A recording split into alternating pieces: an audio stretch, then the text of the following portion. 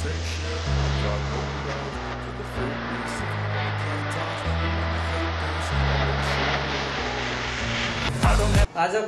Topic काल।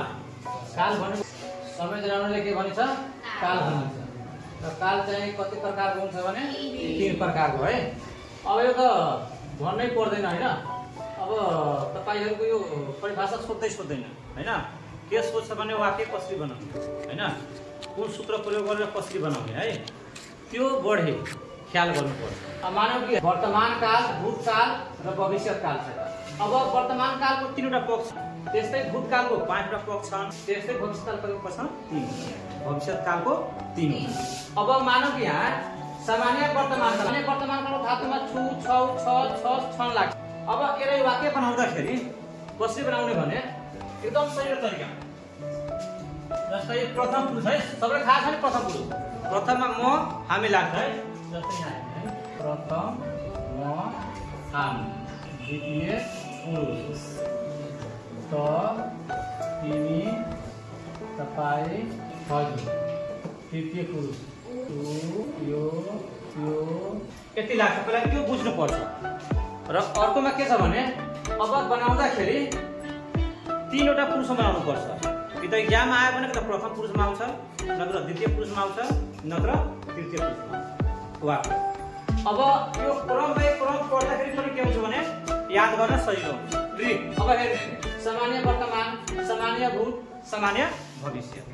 हेर्ने पूर्ण वर्तमान, पूर्ण भूत, पूर्ण भविष्य। अब यहाँ हेर्ने अपूर्ण वर्तमान, अपूर्ण भूत, अपूर्ण भविष्य। पनि सजिलो छ।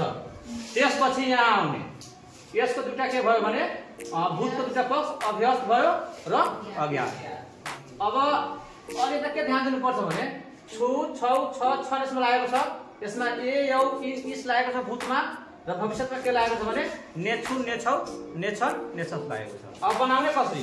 अब यहाँ हेर्ने बनाउने कसरी? प्रथम पुरुषमा जस्तै सामान्य वर्तमानको है, सामान्य वर्तमान। अब यसले बनाउँदाखेरि प्रथम पुरुष जस्तै अब यहाँ म, भात, खान, यो प्रथम पुरुष भयो। ठीक छ। अब फेरि द्वितीय पुरुष बनाउँदाखेरि त, भात, खान्छ, यो भयो। अब एउटा तृतीय पुरुष ऊ, भात, खान्छ, यो भनेको के भयो? सामान्य वर्तमानको भयो। अब यस्तो गर्ने है। अब फेरि सामान्य भूत, यस्तो पनि प्रथम पुरुष। अब म भात खाए,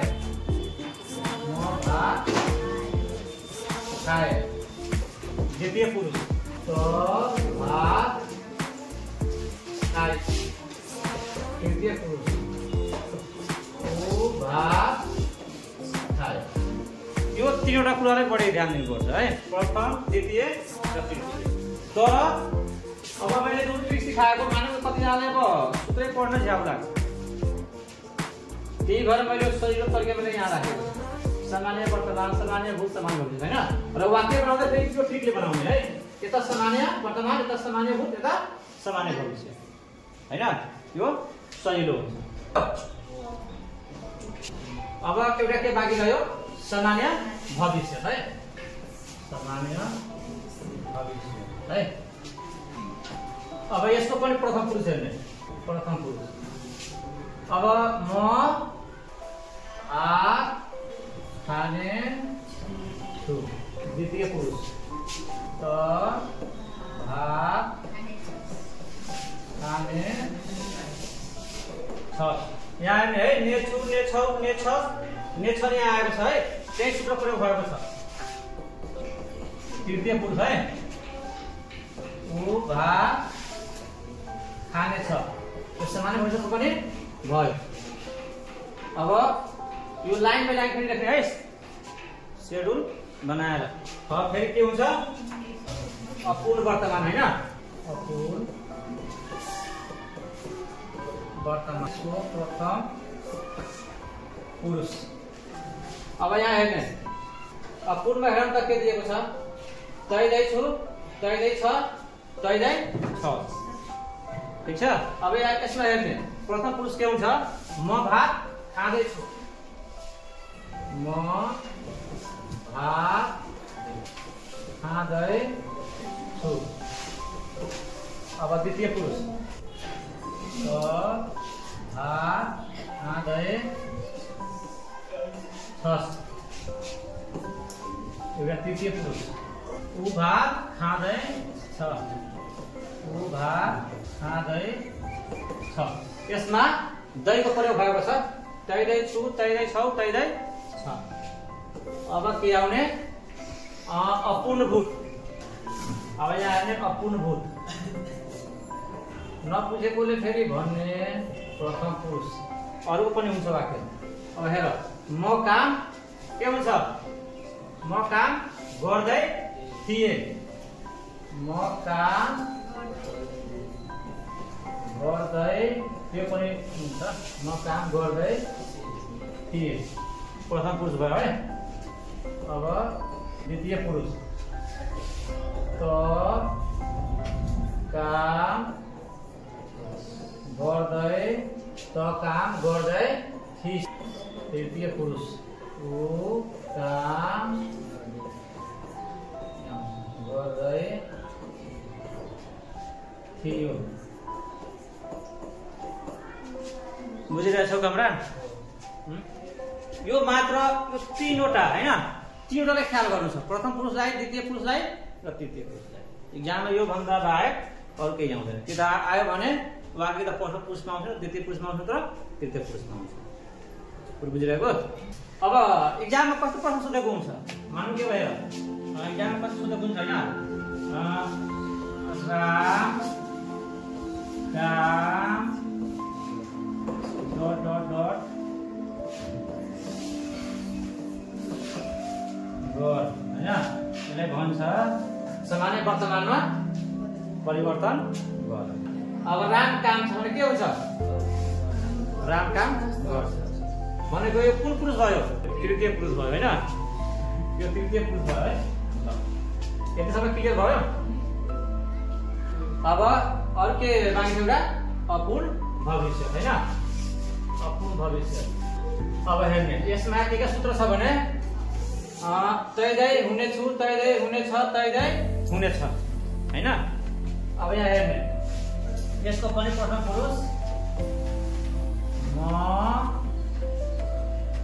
काम गर्दै हुनेछु यो भनेको के हो प्रथम पुरुष। अब अर्को द्वितीय पुरुष हैन द्वितीय पुरुषमा आउँछ त काम गर्दै हुनेछस् त काम गर्दै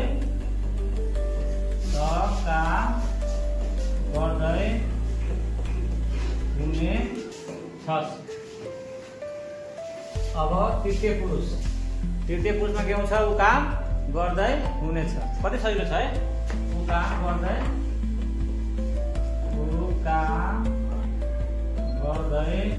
हुनेछ।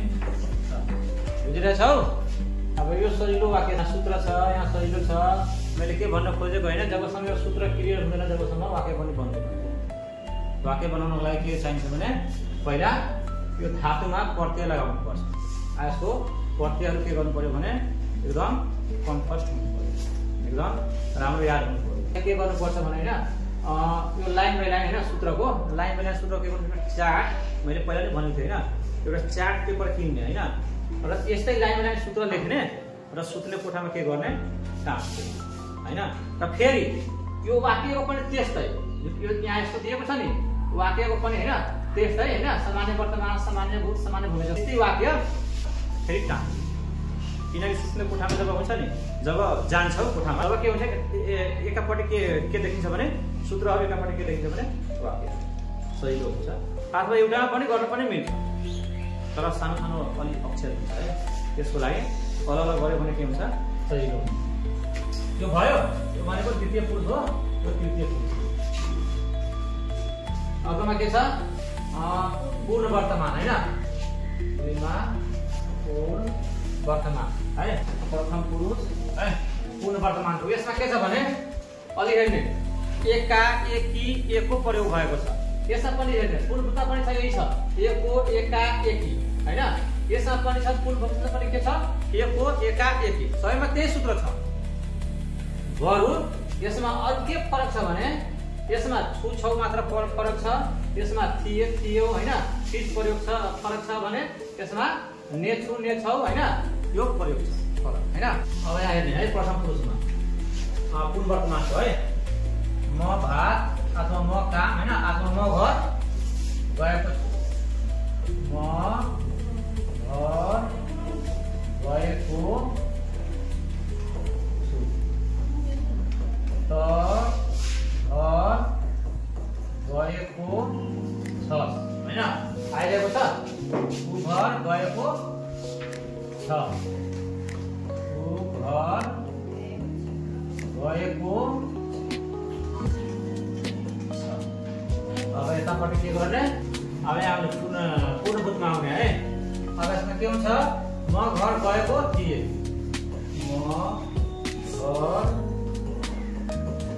गएको थिएँ त घर गएको थिएँ उ घर गएको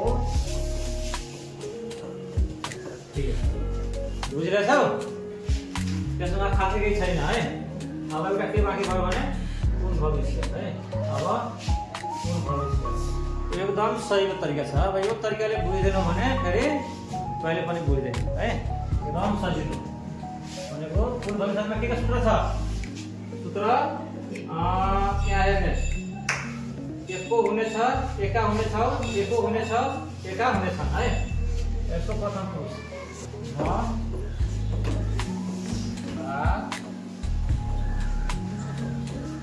गाएको हुने छु त भात गाएको छ भात गाएको हुनेछ है अब भूतकालको दुईटा पक्षका अभ्यास पनि छ एउटा अज्ञात पनि छ अब यसको अभ्यास भूतको धातुमा के छ भने छे छ थियो छ थि छ थियो छ के छ यो आदि छ है अब हेर्ने है अब यसलाई वाक्य बनाउँदाखेरि म काम गर्थे यसको प्रथम पुरुषमा के हुन्छ म काम गर्थे अब हेर्ने के भयो भने थियो आयो है प्रथम पुरुषमा आयो है द्वितीय पुरुषमा त काम गर्थे तृतीय पुरुषमा उ काम गर्थे यो प्रथम द्वितीय तृतीय यो बुझ्यो भने एकदम सजिलो हुन्छ बनाउन यो बुझेन भने फेरि गाह्रो हुन्छ है अब मात्र यो सूत्र प्रयोग गर्ने हो फेरि हेर्ने र प्रयोग गर्ने र सबैभन्दा सजिलो के रहेको छ भने अज्ञात यसमा के छ भने ए छ ए छौ ए छन् ए छ यो भाषाको यहाँ यो सूत्रको प्रयोग गर्ने अज्ञात यसको पनि प्रथम पुरुष बनाउँदाखेरि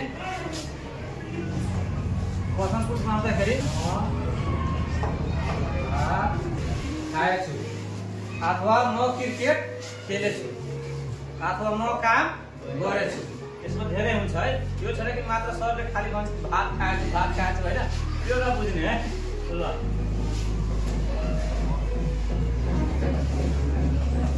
द्वितीय पुरुष यसमा आउँछ त भात खाए